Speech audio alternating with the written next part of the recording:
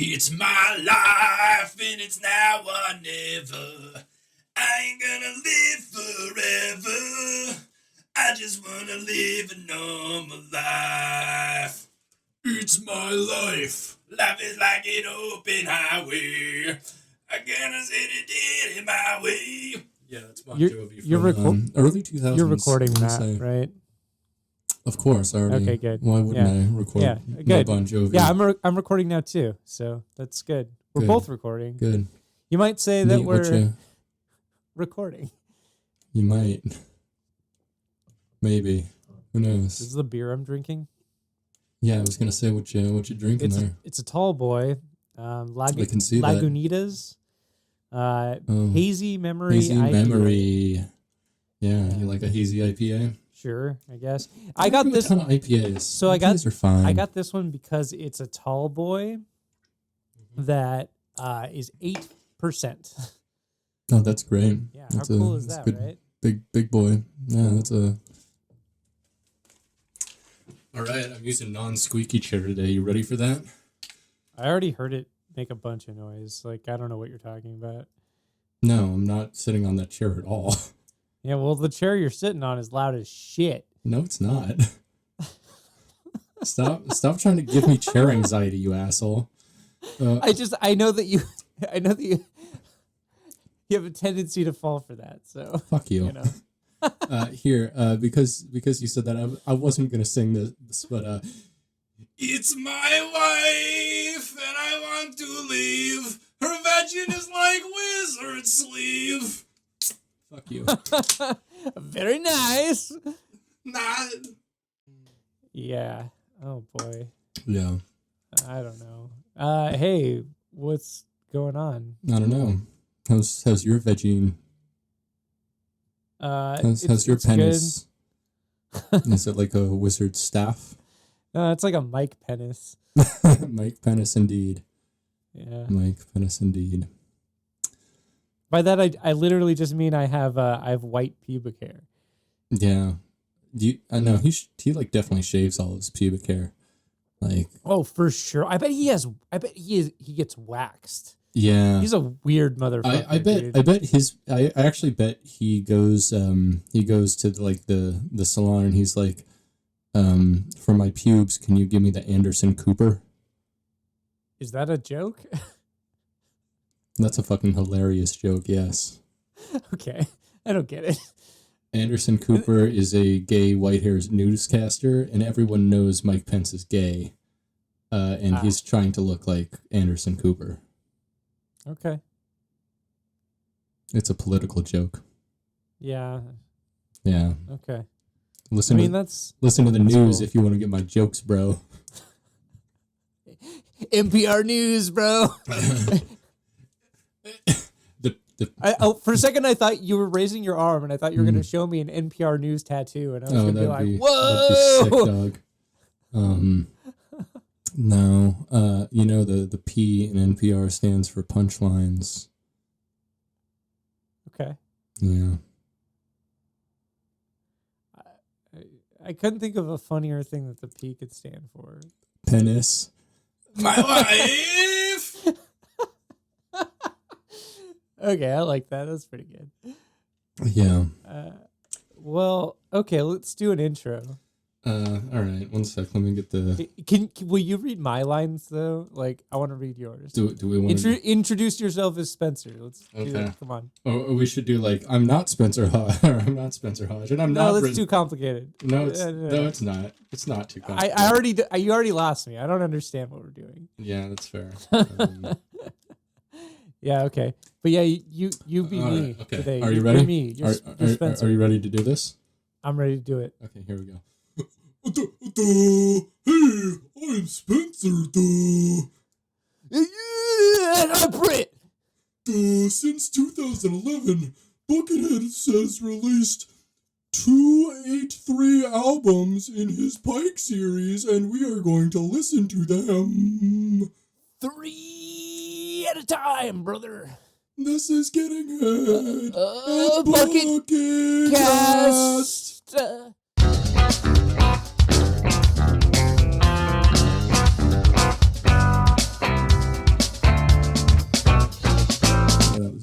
real dumb. That was the worst thing we've ever done. I hated it. Why? I hated it. Yeah. As soon as you started talking, I was like, we're going to see this through, and I hate it. Yeah. What are we doing? Yeah, story of my life, dog. Like, whoa. Oh, I saw a meme earlier today that was like, if you could see like a preview of what your life was going to be before life, you know, I and would it was pray just like, for nah, abortion. man, Like, I ain't into this. ooh, but Pray for Abortion would be a sick death metal album. Right? Actually, that'd be a sick death metal band name, Pray for Abortion. That's pretty cool. Sure. That's pretty cool, dude. I like it better as an album title, but Yeah. I could see a band like Dying Fetus have that Oh, literally yeah. as an album Definitely. title. Oh, 100%. Yeah. Yeah. So I went to the store today, and according to the amount of corn chips and blue cheese that I buy, I am a family. Oh, ayo. No, that's great. I'm something of a family myself. Yeah. Yeah, I like to buy the family size stuff. I'm big into the family size corn chips, like because I like to eat a lot of chips and Juanitas? salsa. Oh yeah. Yeah. Family size Juanitas is what was Uh-huh. literally what I was referencing. See, that's the business. Although, right shouldn't it be familia size? there. Yeah, it really should. Yeah. So okay, let me tell you something. Mm-hmm. So my work, we have a number of custodians that work for us that like clean our tables. And My whatnot. work. No. They clean up after us basically, but they're all really nice, and we're nice to them. We always like say hi You to fucking them. better And be. a lot of them are of Latin descent. Mm-hmm. You know, I observe them speaking Spanish to each other, and some of my coworkers speak Spanish, so they know their names since I've been talking to them. And one of them so I always say hola and gracias to them, like when they're cleaning, just because like I know that I hope they're Spanish speaking is their main Portuguese. language. And Okay, that's what I'm getting at, because like one of the ladies who works for us, she's really sweet and she's really nice to me, but every time I say hola or gracias, she laughs at me. yeah, because she starts laughing fucking Brazilian every or time. something, and she speaks Portuguese, and she's like, white.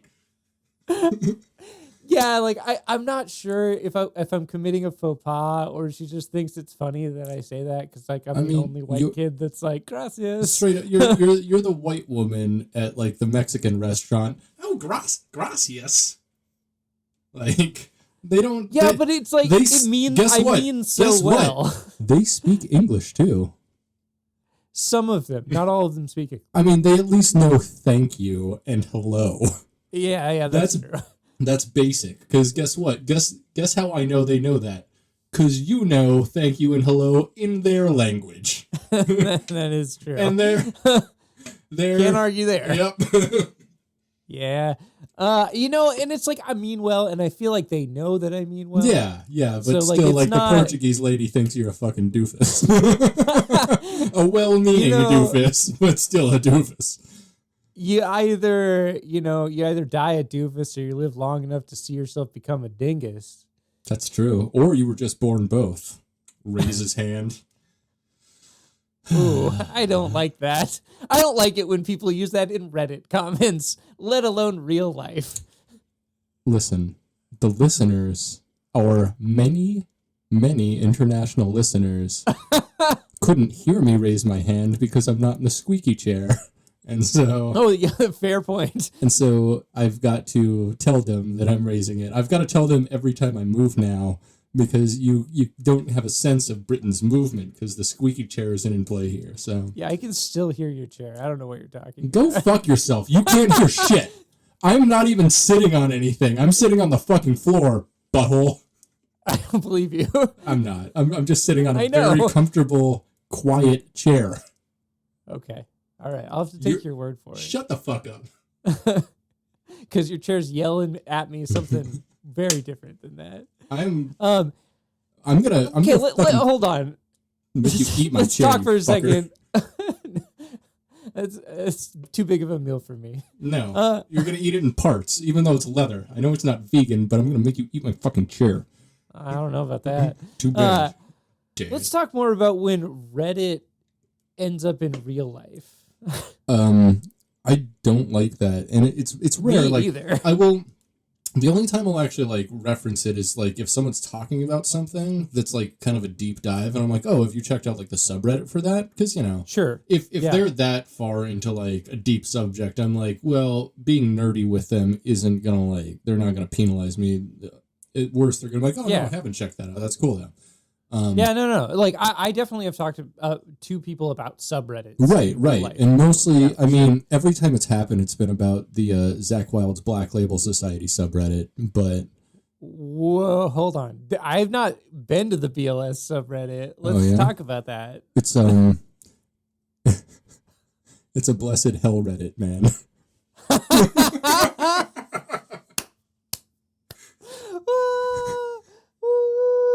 I love that. Cool. Is that a joke you made, or is that real? I just made that up. Okay, because that's fucking great. Yeah, I was pretty impressed with like when I was like, how am I gonna? And then I just said it. I'm like, oh, that actually worked. That was a proper punchline. What the fuck? It was and like. So here's the thing, like I had to ask because that's the sort of dumb shit. Like I could definitely see that existing. Like it flows really well, which I didn't even mean to do. I just said it. I'm like, that actually sounds like the real title. What the fuck? What did I do? Did I say something clever? Wait, have you been to a BLS subreddit? No, I was joking about that. I don't know if one even exists. God, what is my life but lies from you? I hate this. Hey, dude, jokes are just lies that are funny. That's it.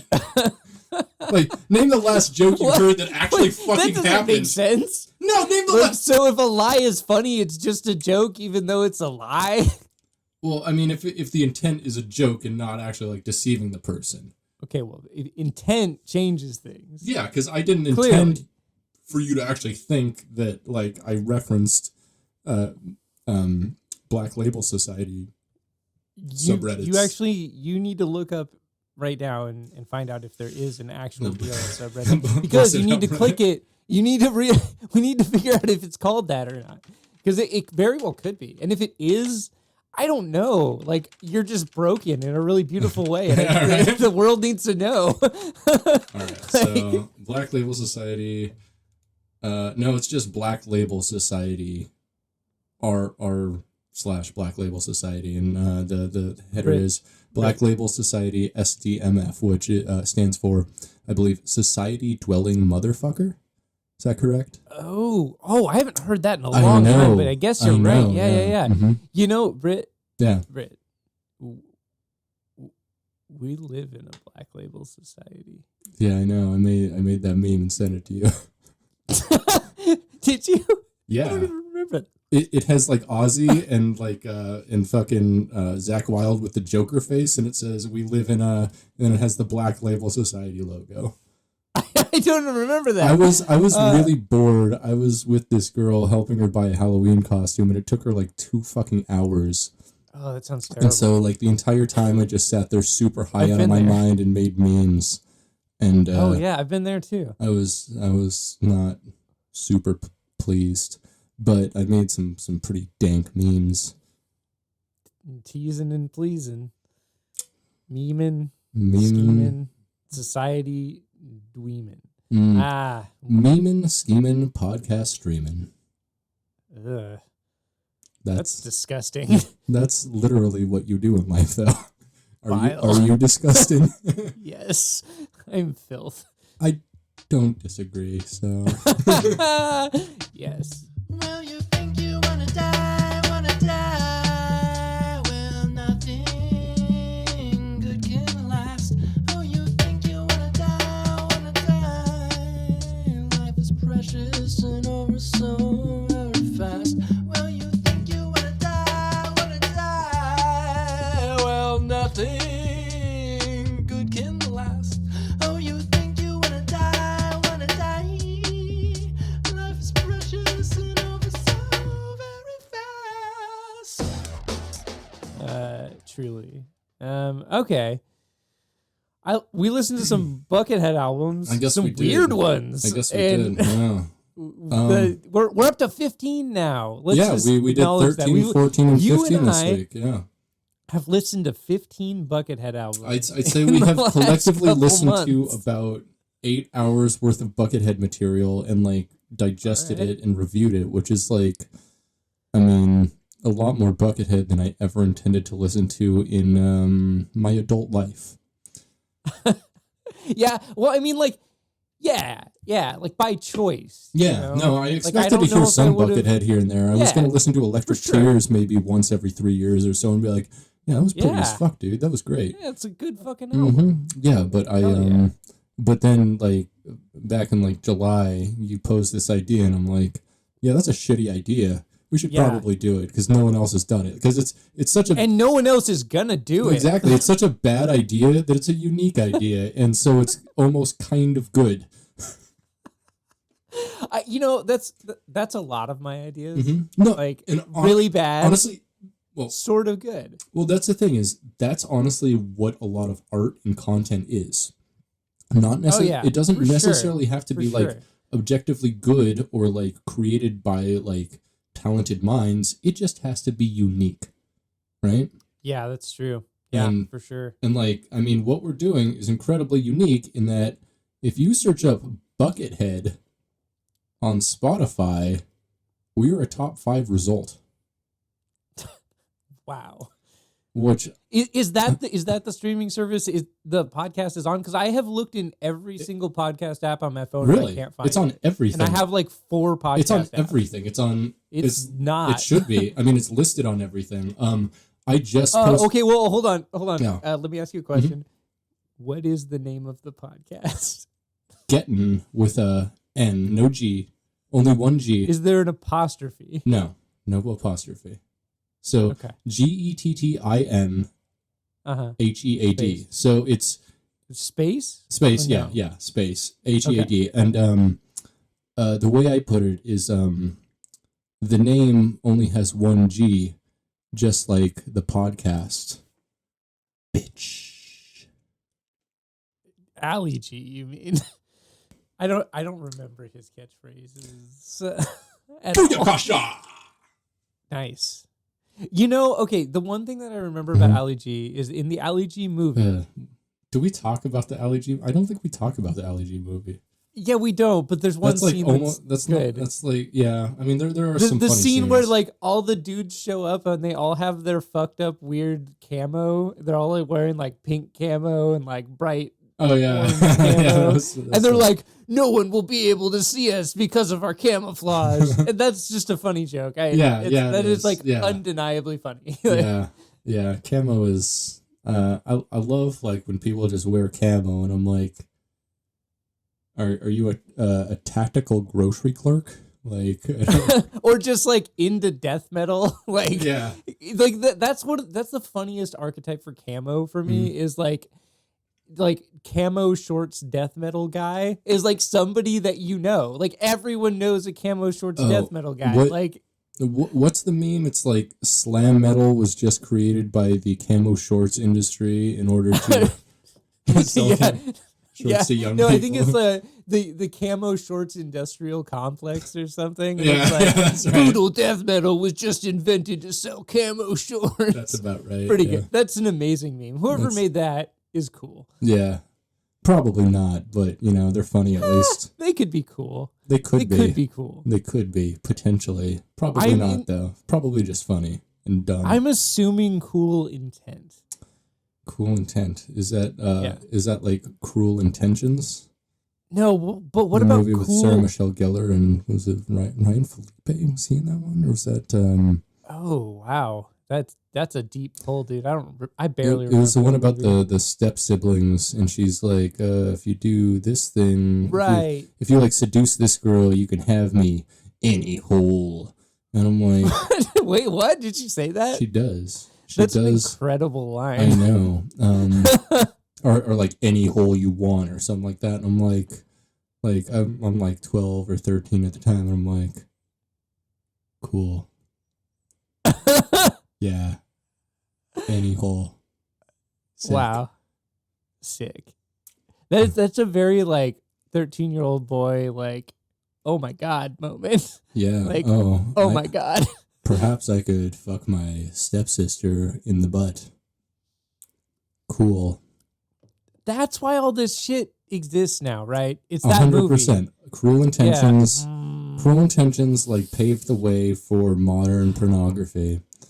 It's super actually. So that whole thing is actually super interesting to me. So, in order to make absolutely sure that they're like abiding by like pornography laws in every state, pretty much every single like professional pornography studio that makes like step whatever porn, they have to mention 3 times that they're not actually related, or they're only related in a step sense. Like mentioned how? Like just with like a title card?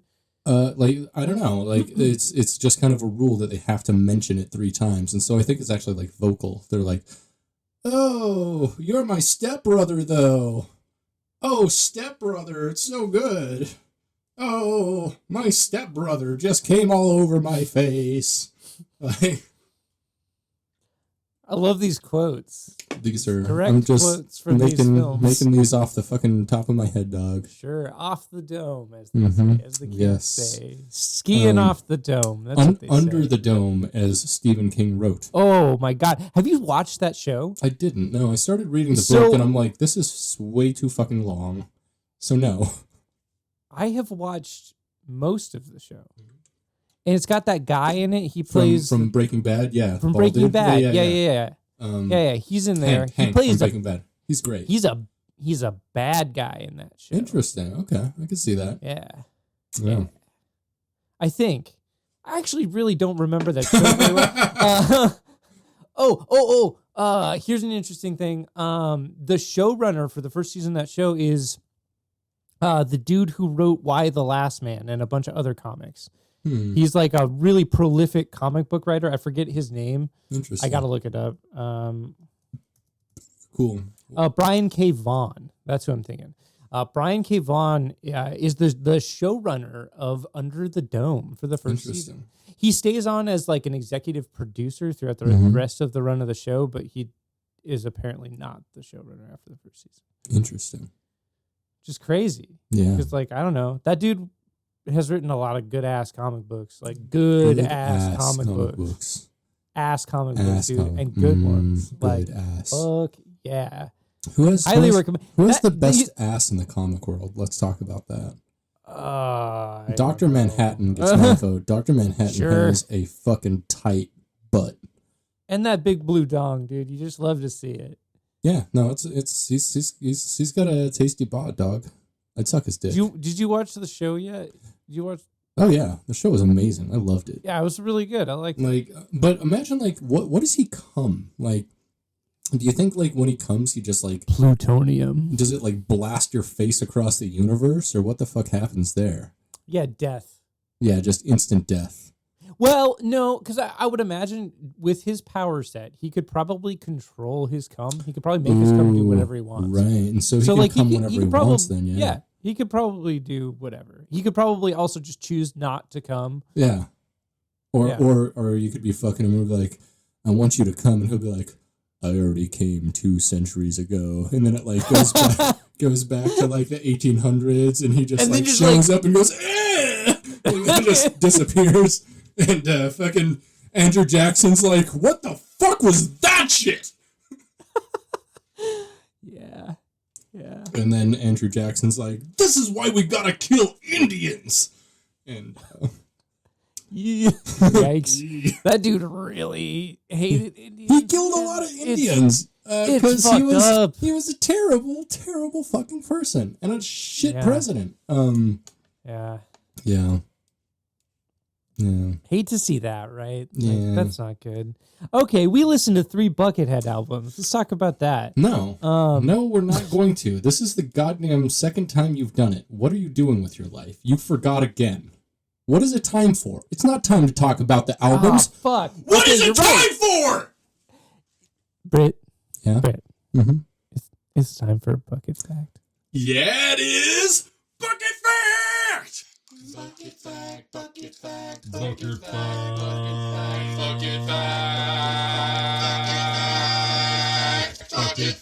So, last time I promised I would talk about Buckethead and his relationship with Disney.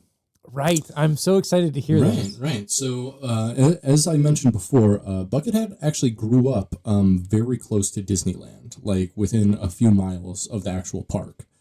And whereabouts in California is that? I don't remember. It's like SoCal somewhere. It's somewhere around LA. Okay. Or Santa Cruz or some shit like that. So apparently, reportedly, he's been to Disneyland over 500 times in his life. That's more than most people. Yeah, that's like borderline obsessive. But if you live in the area, I guess it's like, whatever. However, I think he is maybe mildly obsessed with it in that in 1997, he started recording an album called Buckethead Plays Disney, in which he just like plays Disney themes. However, when was this? 1997 is when he started recording it. He's still not finished it. Oh, no. Right. And so I have a quote from him on this, and he says, this highly anticipated album, once listed in an Advent catalog, has yet to be completed. It's the most precious personal project, and I won't record or release it until I know it's ready. It is slated for release sometime before the burial ritual. Which is not the name of an album, he says the burial ritual. No, I'm sure he did. So this is the sort of shit that I like about Buckethead. It goes deeper. The burial ritual is this. Okay. Another Buckethead quote. I like Disneyland. I want to be buried there. Parts of me in It's a Small World, parts in Haunted Mansion, and parts in Pirates of the Caribbean. Plus parts in Tokyo Disneyland, Euro Disneyland, and Florida Disney World. There are enough bones to go around. Is Buckethead just you from the future? I mean, like it's like some of these weird ideas. I'm like, this is great. Yeah, right. And so here's the thing: is like, I mean, I've got the personal theory that you're Buckethead. And I think you've got the personal theory that I'm Buckethead in a wig. No. Yes. Yeah. You know what? We'll find out. Maybe the real Buckethead is the friends we made along the way. Yeah. Maybe the real Buckethead is the bucket within. Will the real Buckethead please stand up? Please stand up. So it goes so much deeper. But I'm gonna just leave it with this. So a Pike he released in May 8th, 2015 called Haunted Roller Coaster Chair has a track listing. Specifically the chair? Yeah. And so it has 9 tracks on it, and they're just one word apiece. And the tracks are Any Volunteers, A Ghost Will Fall Low You Home.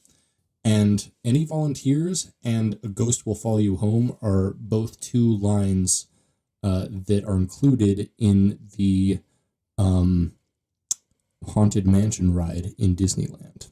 Wow. And so this is definitely an album based entirely on the Haunted Mansion ride in Disneyland. I'm excited to listen to that one. Which Pike number is that? Ooh, I don't even know. It's got to be in like... So it's one of the 2015 ones, which is the year he made like 100 some of them. So it's got to be probably up in the I'm gonna say 80 to like 100s. It's definitely up there. I mean, we're probably not gonna get there for a while, but we'll get there. Well, we're not there. No. But we did make some progress on. We did. We listened to Pikes 13, 14, and 15. Yes. We did. Man. So do you want to just okay? Wait, let me could we hold up? Okay. I would like to get another beer and take a dab before we start talking about Pike 13, because Pike 13 was something else. Yeah, it was. Yeah. Okay. Just a moment. Okay. Musical break. Musical break. Musical break. Musical break. Musical break, musical break. Musical break, musical break.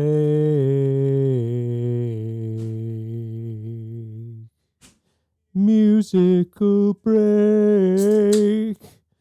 Musical break. Musical break. Musical break. Musical break.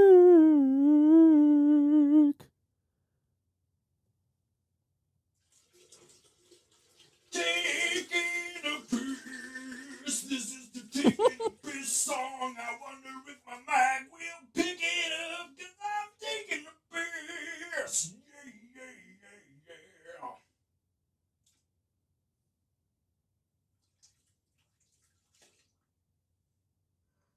Push more out, just milk that prostate like it's a cow on the 4th of July. Please leave that in.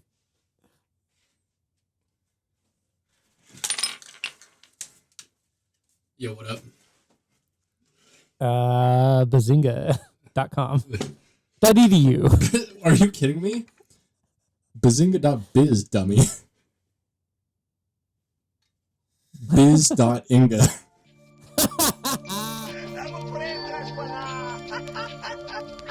Who are you? I'm the game warden. What? Bird season's over, Buckhorn.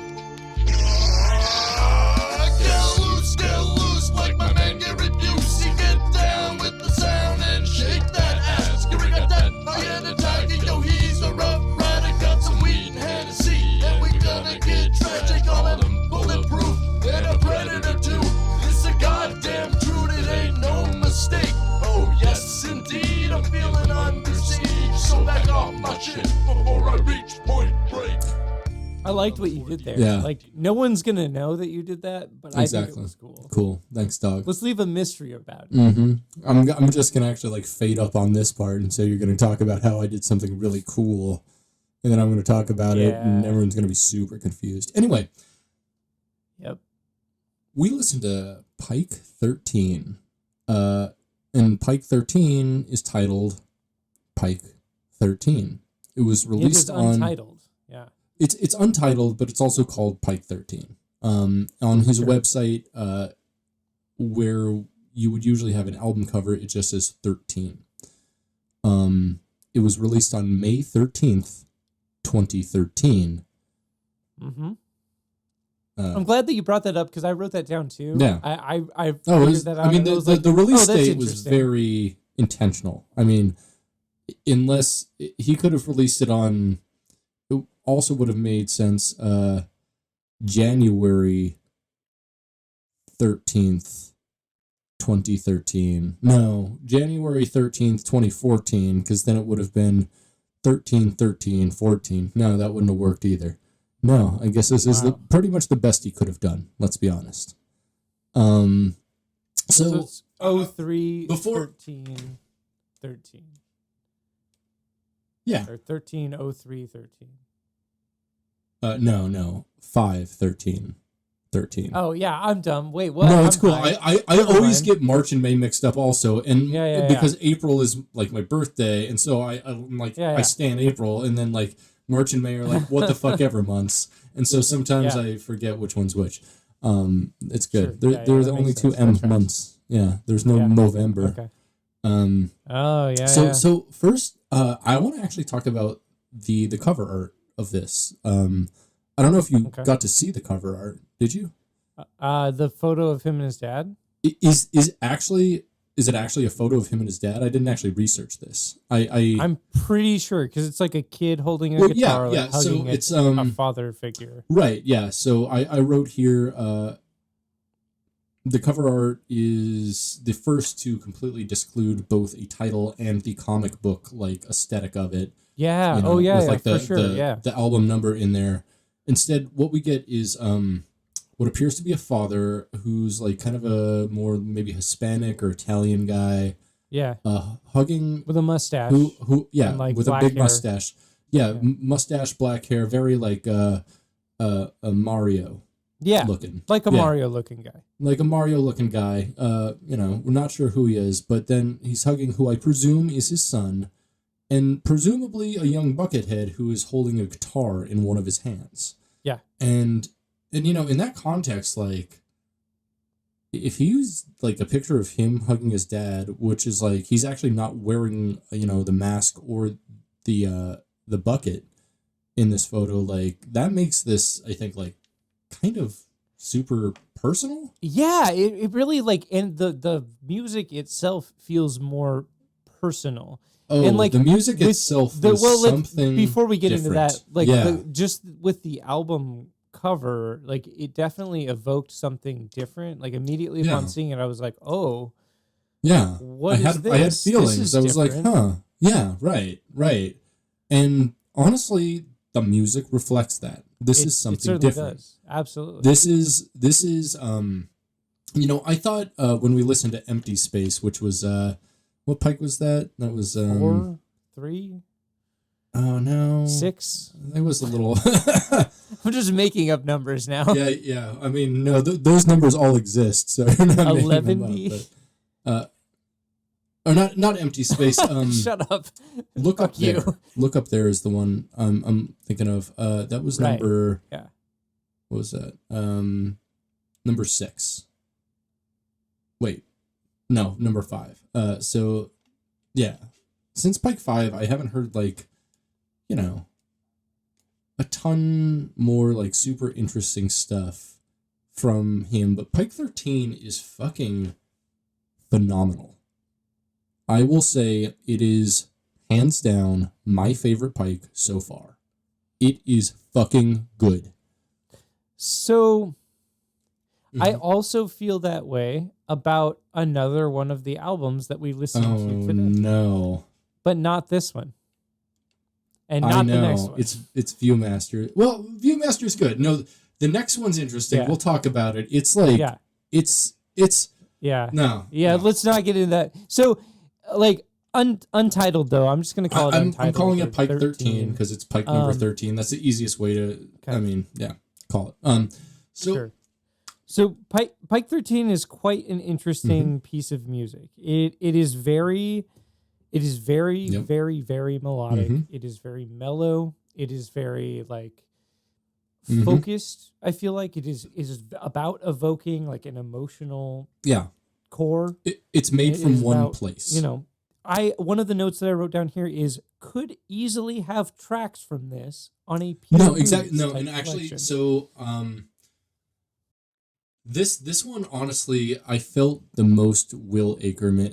This would feel perfect on a Windham Hill record from like maybe the early 90s. Not explain. So Windham Hill is a record label that was started by Will Ackerman, who's an incredible new age guitarist. I believe sometime in the mid 70s.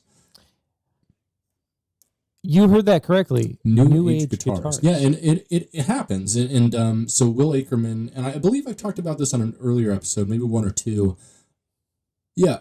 A little. Yeah. We mentioned Will Ackerman and Buckethead have collaborated before. But no, like, and so Will Ackerman, he created this record label that like helped bring rise to like huge stars like you know, Yanni, Alex DeGrassi, George Winston, Michael Manring, you know, just to name a few. Love that man ring, dude. Oh yeah, Kronos Quartet was a big part of that too. Like, I got a man ring under my bed. Oh yeah, I got a cock man ring. What? Keeps me extra hard. You love to see that. I know you're ready. You're always ready to blow. Well, you know, William T. Riker energy dog. Love to see it.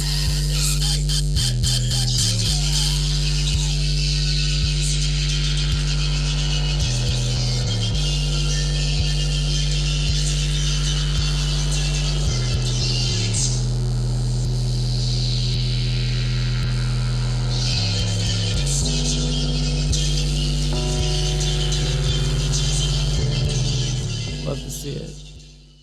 So anyways, Pike 13 was really good. It was liked it a bunch. fantastic. I loved it's a really let's cool talk about album. the songs on it. So Did you have any like standout tracks or anything like that? I really liked tracks 6 and 7. So six was the longest lot. track on the album. That was a 9-minute track. And it's a very nice song for one of the pieces that has a full band. Not all of the pieces do. No. So, and I don't necessarily think that because it has a full band, it's better in any way.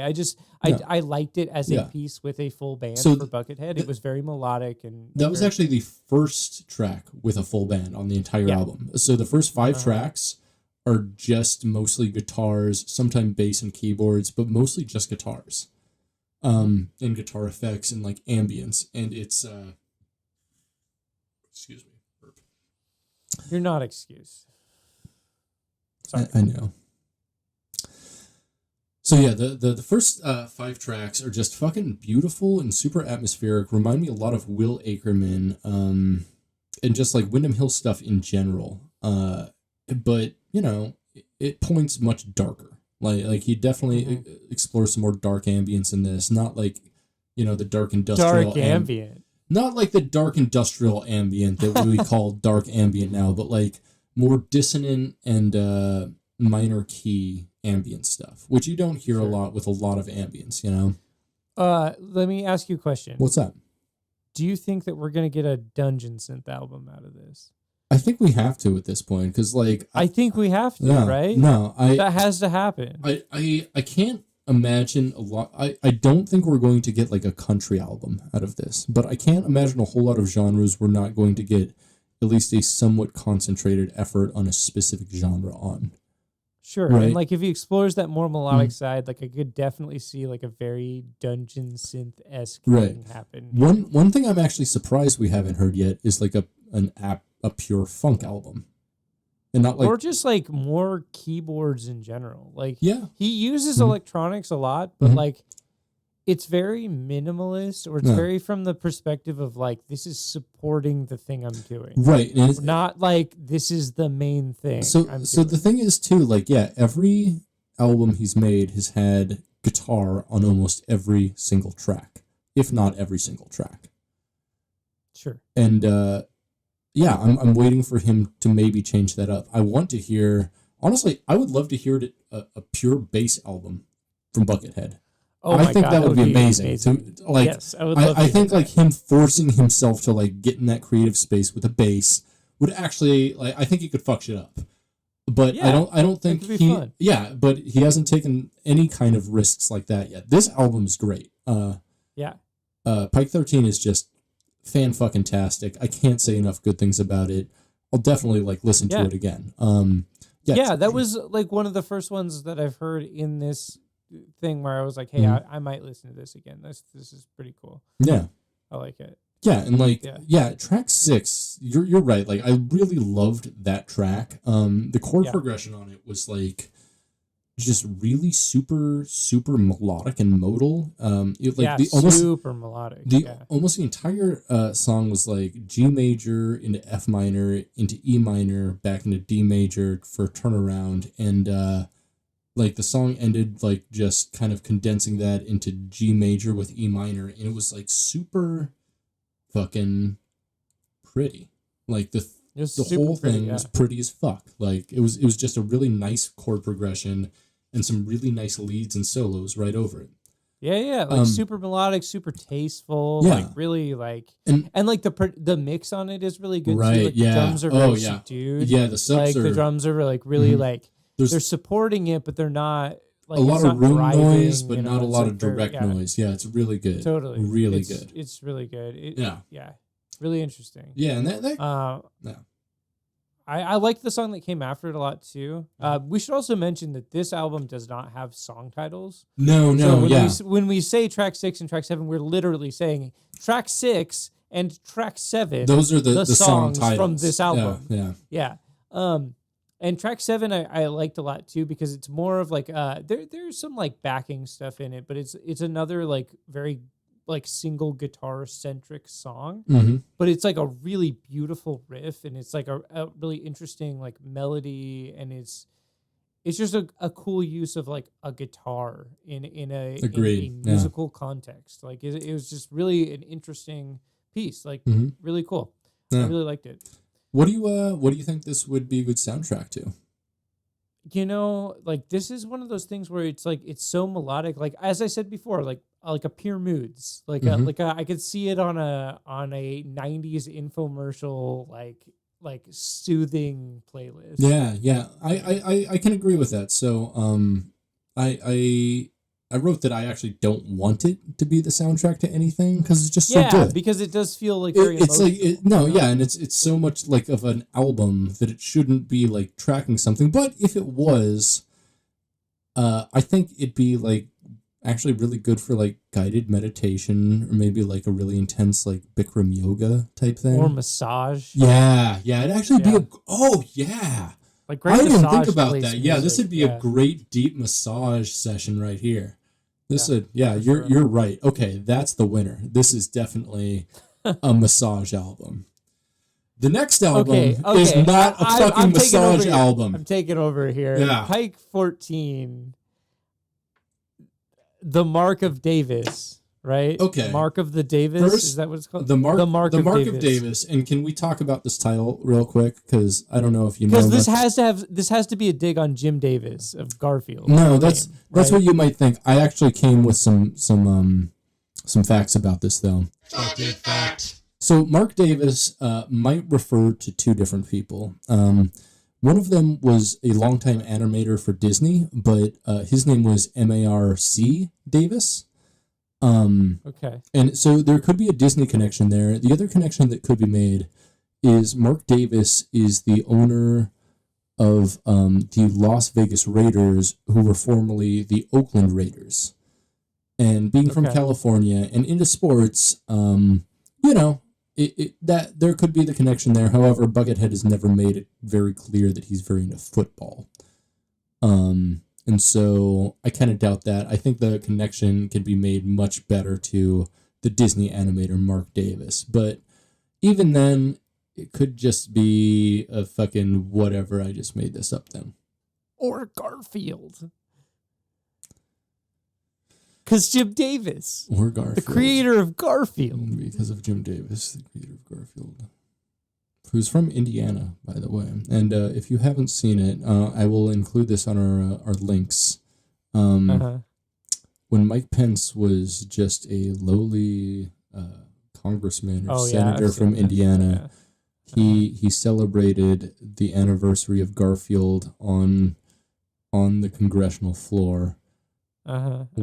Which is it's the most it's like the most meta meme bullshit. Yeah. Like, oh my goodness. Like you watch it and you're like, this actually happened, and this is why I don't believe in God. You know what it makes me want? You know what it makes me think? It makes me think, Brit, we live in a black label society. We really do, man. Stoned and drunk, completely gone. Yeah, dude. Black Label Society. BLS. Yeah, dog. Suck this blessed hell dick. SDMF, sucking dick motherfucker. Oh! I should say that to the next person I see wearing Black Label Society colors. You should go up to him and be like, yeah, high five, sucking dick. Hell yeah. I'm a sucking dick motherfucker too. I'll be like, fuck yeah, dude. Yeah, dude. Black Lives Society. High five. Black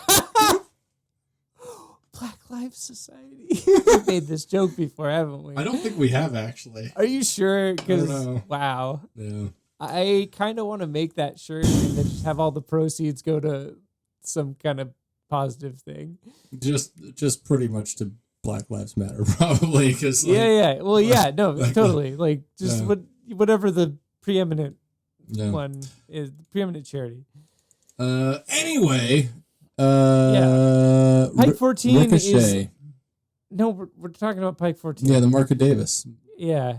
This album is wheedly guitar wank bullshit, like, entirely. So much so that, like, the rest of the instruments don't matter in this album. There's like, so much there guitar, are songs so much that tapping. are just like chromatic guitar shredding and like maybe a drum beat. Like that's it. I mean, well, for like minutes. The thing is, like, I feel like he tries to really switch it up in this album because like he'll do like a wheedly noodly thing for like 2 minutes, and then he'll go into like just bass and drums and boom, da, boom, boom, da, boom, da, boom, and then he'll just go back into wheedly noodly, and I'm like, cool. So it's I didn't love this album. I didn't love it either. It's one of my least favorite Pikes, honestly. Yeah, and so and like, God, the production on it was really weird, and like, how do I? It was really weird. It sounded like he was recording from outside the studio. Yeah, no, exactly. So I said everything is. I think it was intentional, but it was weird. Yeah, everything sounded like both really compressed, but also quiet, and the guitar was obviously mic'd in everything in a way that like I feel it hasn't been done before. Like a lot of times you can tell he's definitely going direct in because like the effects are super heavy, or he's like doing the like going in through like the effects out on his amp or something. But this album specifically, it's probably just going direct into a DAW. You know, it's like. But this one, like, it's okay. This is what it sounded like to me. There were songs on this album where it sounded like he recorded a whole thing, but then just muted all the rhythm tracks and bass tracks and just kept the lead guitar and drums. Yeah, that's like about it right. felt like he muted the other parts of the song. Like, and there are parts of the recording where you can hear other parts playing like in the background, like very quietly, and I'm like, what is happening? This album is so weird. Given that there was some cool fucking riffage and like actually some decent songs on here. Like Ricochet was pretty cool. The opening track. There was a lot of like harmonized tapping, and then like 3 minutes of solo, which is whatever. And then both there was also track 4, Chicken Fant, and track 8, Elif I Chicken. wrote that one down. Both were pretty interesting and kind of like I feel played off each other really well. They were interesting, yeah. Yeah. But I mean, on just the only song I really actually liked on here, I'd say, was Death Star Surface, which was track 6. It started out with like just a basically death metal song, and then it just went into weird proggy stuff and some riffs, and then it ended in a really death metal way. And it wasn't too long, it wasn't too much, it wasn't too masturbatory. Yeah. It was... That was the one song that had a couple of like Megadeth riffs. Yeah. And I was like, I literally made a note that said Megadeth riffs. Sick. It's like there are parts on that album where I definitely was like, oh, cool, Megadeth riffs. Yeah. But like, so this is the first, or maybe not the first, but this is one of those Buckethead releases that just makes me think like, hey, there's so much of this. This is one of the ones you don't need to listen to. Yeah, like, no, I would like... I'm not saying it's bad. No. Like, I didn't think it was bad. It's just, it's not one of the best ones. No, this might be on... This is on my bottom 3 so far, definitely. Yeah. Yeah. I mean, in the same breath, Pike 13 and the next one, Viewmaster, are probably on my top 3. Top tier. Yeah, top tier. No. Absolutely. Yeah. So this one, I felt like this one is the perfect soundtrack to like a Duke Nukem knockoff game in the 90s. Yeah. Like, just like, it's like butt rock guitar solos and fucking Megadeth riffs. And that's the soundtrack to all those 90s shooter games. It's just like, I feel that. So butt riffs, dude. And like, that's cool. Butt riffs are cool sometimes. Yeah. But a lot of butt riffs. So there were a lot of butt riffs, but everything else that wasn't butt riffs was a lot of crazy tapping stuff. Right? Yeah, it was like and so, kind of a lot to and listen so to. I'm going to expound on what you said. I'd say this would be a great soundtrack to Doom if all of the enemies were arachnids. Okay. Just like a spider Doom game. Spider Doom. Okay, it reminds me in a way a lot of... I think the track was called Spider Wall. Do you remember that track? I remember that song from like a previous. That was on Look Up There, was it not? Gosh. Or no, that wasn't. I can never remember. Yeah, it's hard to remember. I know there's so. I wrote it down. It's on Racks. Okay. Yeah. Spiderwall track 7 on Racks, which is number 8. Yeah. Pike 8. Pike 8 track 7. Spiderwall. A lot of the tapping stuff on here reminded me of that because it was like weird and dissonant, but kind of cool at times, but mostly just way too much of it. And so Pike 14, you're dismissed. But Pike 15, Viewmaster, released on June 8th, 2013. Honestly, was really good. One of the strongest Pikes. This is definitely probably my number 3 Pike. Yeah. Like, Look Up There is going to be my number 2. Viewmaster is my number 3. And, Pike 13 is my number 1. Pike 13 is so goddamn good. But Pike 15 was Viewmaster, also great. Really good. Yeah. What's really okay, I liked a lot of things about this album. One of the things I liked a lot was that the first song is like just a classic like Buckethead metal song. And it's like cool. It has some cool riffs. It like has like a nice little progression in the beginning that I thought was fun. And it's like a cool, like nice and compact little metal song. And you're like, oh, okay, Buckethead's making a metal thing. But it's like very melodic and whatnot. And then no metal for the rest of the album. Yeah. No, straight up. So, at all. And so actually, can I back up real quick and give a little more information on this album? So Please. It was originally released as Pike 15 with just, there was the, it said Buckethead Land on the top, and the art had the thing in the corner, like a comic book where it said, number 15. However, this album was originally untitled when it was released, and it actually wasn't titled by him until almost 3 years later when he re-released it digitally on March 31st, 2016. At that point, he titled it Viewmaster. Perhaps out of, and that's there's a titular track, number 5 on there, Viewmaster, and maybe he just really connected with that or something, but it actually wasn't originally titled, which I find interesting. That is really interesting. Good to know. Like, I that makes sense. Like, I feel like the titles in a lot of his music really don't matter at all. No. It's like it's just for like reference purposes. It's like, this is that song called this.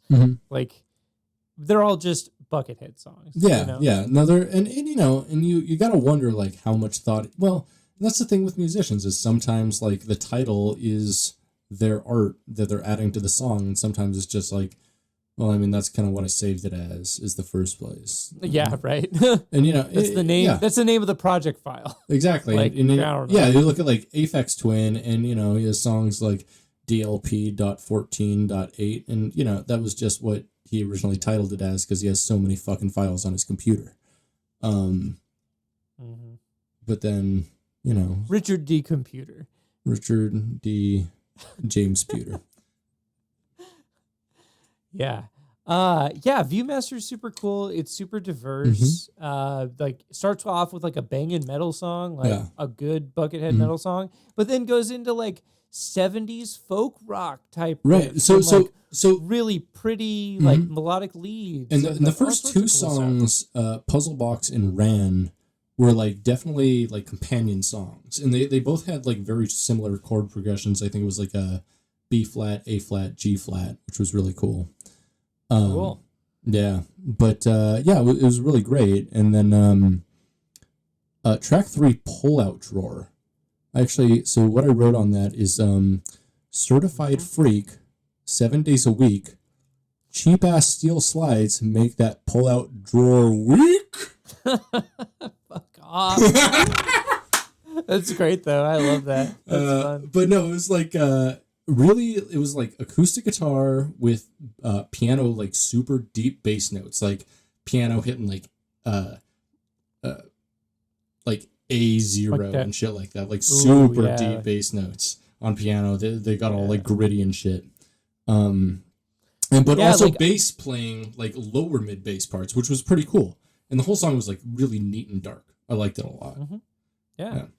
I liked a lot of this album. I would say that this album specifically felt more soundtracky than a lot of his other stuff, because it felt very, like, even with the metal song in the beginning, it felt very concentrated. It felt like a very, like, oh, these are songs of a similar-ish ilk. Like, they fit very well together as a piece of music. And the production. And they all felt... Yeah. And the production was good, and it felt like they could be themes. You know what I mean? Yeah, absolutely. I agree with that. One of the songs I wrote down was called Dragon Shield. Yeah, no, that was really good. Track 8, yeah. Yeah, and it felt like it could be a theme. It had like a really nice melody. It was really good. It was like, and a lot of this is like just acoustic backing with clean leads and some like really nice drums, and that's totally. Like, you know what it reminded me a lot of? It reminded me, one of the notes I wrote down here was, this should have been the soundtrack to Borderlands 3. It has the vibe of like dusty desert rock with like... Really? Because I feel like a lot of it is like really happy. And I never really like, played Borderlands 3, but like... So that's like the kind of vibe of that game. Oh, like that kind of music, that like dusty, like acoustic guitars with like electric leads over them. Like it's that kind of vibe. I wrote for track 4, Early Coin was actually my favorite track of any of these 3 albums. It's a good one. And it's just like a really nice, like, gosh darn happy acoustic song. And it kind of sounds like a Paul Simon composition. And I wish to God I could fucking stop talking about Paul Simon on this goddamn podcast. Because I don't really listen to Paul Simon, and I'm not a goddamn Paul Simon fan! You know, Bookends is an alright album. Simon and Garfunkel album. That's a good one. No, I like it's a good one. No, they have some good albums. Outside of that, you know... No, Bridge Over Troubled Water is fantastic. Yeah, but what about that one song? The Graduate soundtrack? Get fucking out of here. That's great. But what about that song he wrote about his daughter? That's a good one. You know the one that they play in the grocery stores sometimes? Like he wrote it about his daughter. It's on the Wild Thornberrys soundtrack. I know where you live. It's I'm gonna park outside and wait. I'm gonna wait. I love just that. You wait. You son I'm waiting. Of a bitch. Come at me, bro. I will. I'll come on you, bro. Oh no! Only if Paul Simon's playing. The only way it's okay. Gonna watch you come. Gonna watch you squirt. Yeah. Yeah. Hell yeah. Wonderful. Hey, if you're gonna listen to Buckethead, I would say listen to Viewmaster or 13. Yeah. No, Viewmaster, I'd say, is like a good starting point for a casual listener. Yeah, absolutely. 13 is like a little deeper. Like if you're into ambient music and shit, or like new age music, start with 13. Yeah. But like you and I know like 2 people who are, so probably start with Pike 15 Viewmaster, because it's like it makes me happy. It's good. Yeah, it's a good one. It's really clean, big sounding.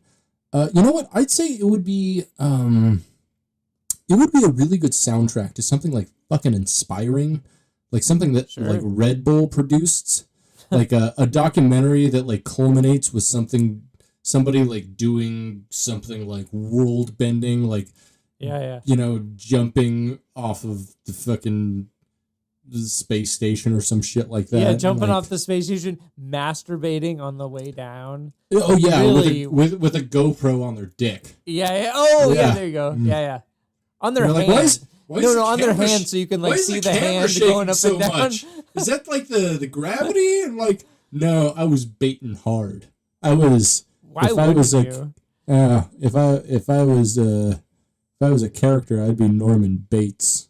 Yeah, you would. For like a lot of reasons. I meant that to be a joke, Spencer. I know. No. Yeah, no, I'm not joking about being outside your house. So, Buckethead.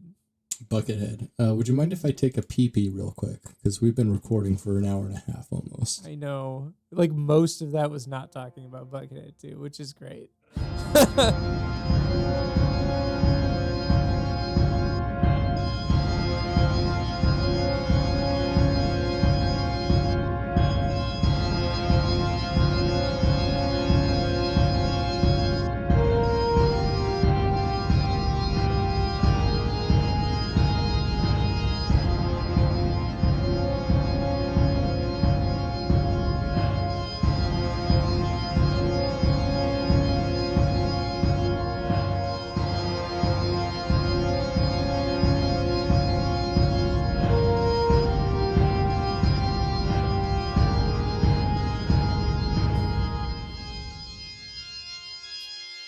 This Ranier that I just went and got has been in my fridge longer than any other thing in my fridge. Wow. I mean, I didn't realize it was there. It was like way buried behind everything. Like it's been this like lone Ranier for like ages. the Lone Rainier. The Lone Rainier and Tonto. Jesus Christ. That's a Lone Ranger joke, dog. Well, yeah, this Lone Rainier, it sure tastes like Rainier. I haven't had a Rainier in a real long time. My goodness. Wow, that tastes like Rainier. Yep. Not a fan. Yeah, you know, I've kind of like, I liked Rainier a lot for a long time. And like, Me too, and I don't know why. I've recently just kind of turned on it. I don't know. Like every time I have a Rainier now, I'm like, oh, this tastes like I'm killing time at a bar. Like this tastes like I'm waiting for a band I don't like to finish. Oh, absolutely. This like is this. Ooh, this tastes like I want to be close. I want to be up front, but I don't like the band so much, so I want to drink, but the crowd is rowdy, so I don't want beer in a glass. Yeah, there's this very familiar flavor of warm Rainier, like the warm Rainier residue at the bottom of a can. Like always reminds me of like, I'm miserable at a show. Yeah. Like every time I taste that, I'm like, oh, I'm miserable at a show, and then I'm like, wait, shows don't exist anymore. Hopefully, Rainier won that battle. Okay. Rainier wins every battle. I don't know if you've ever tried to fight Rainier, but it always fucking wins, dog. Yeah. Yeah. Okay. So, Britt, bro, like you can go first. Recommend me something. What you got? I'm gonna recommend a book because I like books, and I just I bought a book again, and I believe I bought this book for like the 8th time now because it's a book that I always give away. But it's such a powerful, meaningful book to me. Speaking of which, do you have a copy of House of Leaves I could borrow? So I recommend House of Leaves. I knew it. Because I bought it for the 8th time and I gave it to someone. But if you'd like, I would actually this really like to copy. read it. That'd be great. Okay. Yeah, that'd be awesome. I was gonna. I feel ask like anyway. I've given you a copy. No, No, not me. Yeah. maybe it was Monty. I don't know. Oh, I think it was Monty actually. I've I loaned bet it he to still like, has it. No, that's it. That's the thing. I've loaned it to like 6 or 7 or 8 people, 7 people now, and like it's never come back to me because it's a fucking book. It's a fucking book, dude. That's cool. It's so I would fucking really heavy. like to read that. Like I haven't read It's that. so and I would like good. to. It's One of my friends is reading that the- right now, and I wanted to read it so I could talk to him about it. yeah. The way it's written, like I would recommend the way I read it. I read it over a period of like 3 days, just like being ultra caffeinated and having like work off. Oh yeah. And it was a I work weird off like it a lot obsession. too. Wait. the J isn't passive in that it's jerk off. Okay. Oh, sorry. not a- I didn't. not a- I sorry. It's not a Latin word. You know me, always speaking Latin. Ah! No, it's like, yeah, come out of the bathroom. Yeah, you were in there for a while. What were you doing?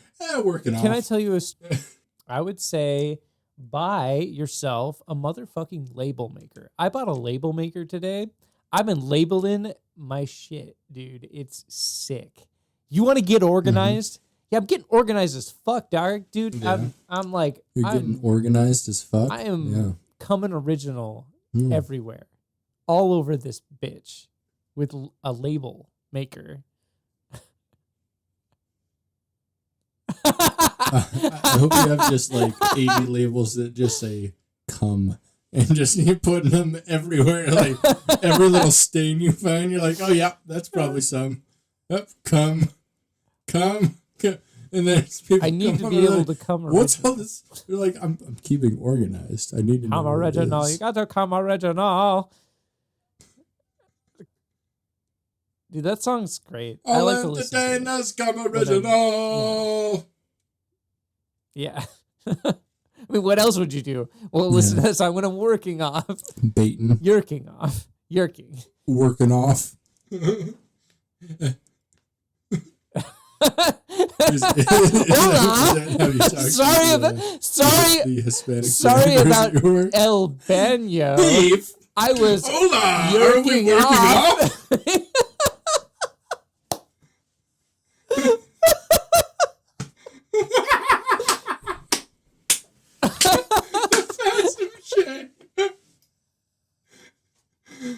Yeah, I don't know. Hey, dude, do you know what the opposite of Insane Clown Posse's Violent J is? The passive J.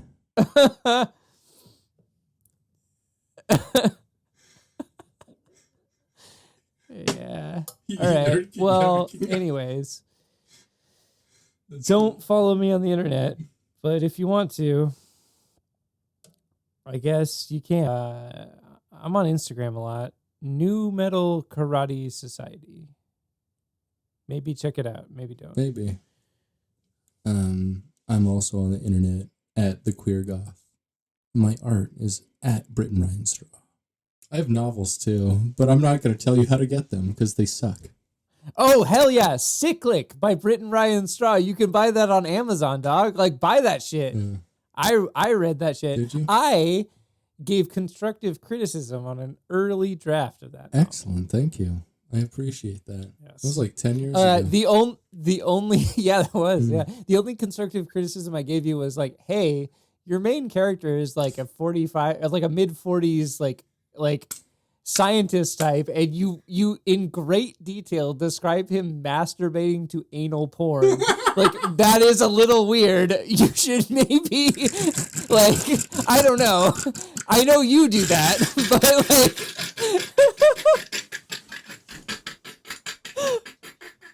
and it's in like the first chapter of the book. I was like, maybe not the best choice. Cause another character in the movie, or not movie, in the book is like, oh, I'm gonna jerk off to this anal porn. Like, there's like multiple characters where you're describing the porn they masturbate to. It's like, that's cool. Like, you can talk about that. It's your book. But I don't know. I think I remember. No, I do remember that, and I appreciate it. It's I love that it's in an email too. Like, what? Why? Okay. So you're gonna find that, and we're gonna have an addendum episode where I read your constructive criticism of my novel. I have a better addendum podcast idea. What's that? Where I read to you a short story you emailed me 10 years ago. No. Yes. No. Yes. I really don't want that. It's so good. It's one of my favorite stories. It's truly beautiful. I would love to read it for you. All right. Hey, this has been Britt. And this is Spencer. You've been listening to Gettin Head, a Bucketcast. Stay greasy, Bucketheads. Namaste.